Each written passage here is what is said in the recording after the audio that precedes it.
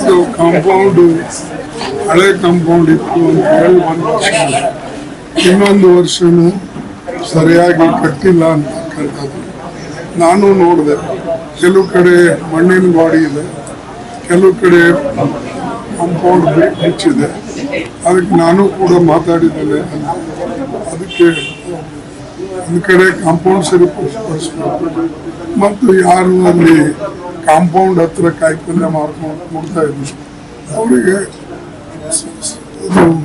Compensation ಕೊಡಬೇಕು ತಕ್ಕಂತೆ.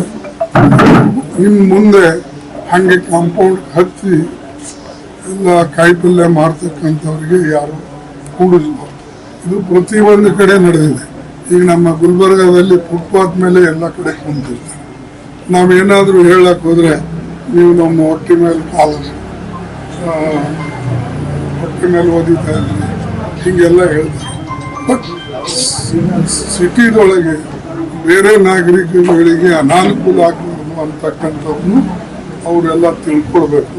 ಮತ್ತು ಮುನ್ಸಿಪಾಲ್ಟಿಯವರು ಅವರಿಗೆ ಯೋಗ್ಯವಾದಂಥ ಜಾಗದಲ್ಲಿ ಇಟ್ಟು ಸಹಾಯ ಮಾಡಿದ್ರೆ ಜನ ಅಲ್ಲೇ ಹೋಗ್ತಾರೆ. ಅದಕ್ಕಾಗಿ ಇಂಥ ಏನು ಇವತ್ತು ಬೆಂಗಳೂರಿನಲ್ಲಿ ಆಗಿದೆ, ನಾಳೆ ಇನ್ನೊಂದು ಕಡೆ ಆಗ್ಬೋದು. ಸರ್ಕಾರ ಇದಕ್ಕೆ ಪ್ರಿಕಾಷನ್ ತಗೊಂಡು ಸಾಧ್ಯ ಆದಷ್ಟು ಮಟ್ಟಿಗೆ ಈ ಗಿಗ್ ವರ್ಕರ್ಸ್ ಏನಿದ್ದಾರೆ ಅಥವಾ ಈ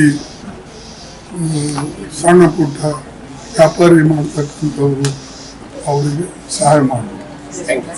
ಕ್ಷಣ ಕ್ಷಣದ ಸುದ್ದಿಗಳಿಗಾಗಿ ಫ್ರೀಡಂ ಟಿವಿ ಸಬ್ಸ್ಕ್ರೈಬ್ ಮಾಡಿ, ಲೈಕ್ ಮಾಡಿ ಹಾಗೂ ಫಾಲೋ ಮಾಡಿ.